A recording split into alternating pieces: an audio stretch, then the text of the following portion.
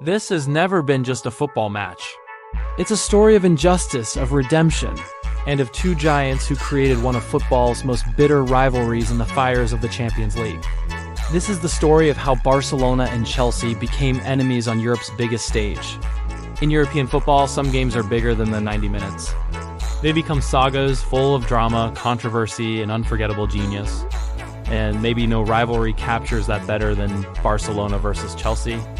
It's a clash of playing styles, club cultures, and iconic personalities. The story started as a forgotten blip in the 1960s, but blew up into a modern epic that has defined careers and decided the continent's greatest prize. From the sunny shores of Catalonia to the streets of West London, this is more than a game. It's a rivalry that has given us everything. Long before the bright lights of the modern Champions League, the first seeds were planted in 1966. In a perfectly symmetrical tie, both clubs won their home games 2-0. This led to a playoff where Barca showed their class, crushing Chelsea 5-0. For 34 years, their paths never crossed. But in 2000, they met again. Chelsea shocked the Giants with an impressive 3-1 win at Stamford Bridge. But the Camp Nou was a different story. Barcelona, inspired by Rivaldo and Figo, unleashed a furious comeback, winning 5-1 after extra time. The rivalry was quiet, but the stage was set. All it needed was a spark. That spark had a name: Jose Mourinho. When the special one landed at Chelsea in 2004, he put Europe on notice. His team was a powerhouse, physical, and ruthlessly effective. The complete opposite of Frank Rijkaard's Barcelona, a team loved for its beautiful football led by the magical Ronaldinho. In the 2005 Champions League, they finally exploded. The first leg at the Camp Nou was tight, but the real drama was off the pitch, with Mourinho starting the mind games. The return leg was one of the most insane 20 minutes in Champions League history. Chelsea raced into a stunning 3-0 lead. But then, a moment of pure genius. Ronaldinho invented a physics-defying toe poke that zipped past Petr Cech. He then scored a penalty, putting Barcelona ahead on away goals. But Captain John Terry powered home a header to seal a 4-2 win. A real rivalry was born. They met again the next season, and this time Barcelona got their revenge on their way to lifting the trophy. The battle lines were officially drawn. No single match defines this rivalry quite like the semi-final second leg on May 6, 2009. The first leg was a 0-0 draw.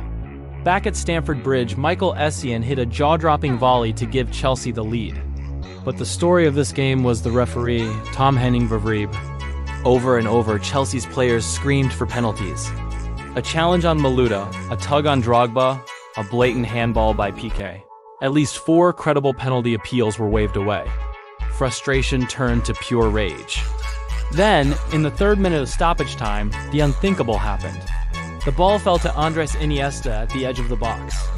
With the last real kick of the game, he sent the ball soaring into the top corner. On away goals, Barcelona were through. The final whistle triggered chaos. Didier Drogba marched onto the pitch and roared to a TV camera, "It's a disgrace. It's a F******ing disgrace." For Chelsea, it was a betrayal. It was personal. 3 years later, they met again. Same stage, the Champions League semi-final. Barcelona were seen as the greatest team of all time. Chelsea, massive underdogs. In the first leg, Drogba scored the only goal. They took a fragile 1-0 lead to the Camp Nou. Almost no one gave them a prayer. In the second leg, that prayer seemed to go unanswered. Busquets scored. Then, John Terry was sent off. A few minutes later, Iniesta made it 2-0, mission impossible. But just before halftime, Ramires scooped a delicate chip over the keeper. Against all odds, Chelsea were ahead on away goals. The second half was a total siege. Barcelona even won a penalty, but Lionel Messi smashed his shot against the crossbar.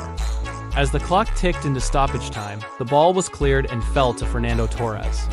He raced toward the keeper, calmly rounded him, and rolled the ball into the empty net. Chelsea had done the impossible.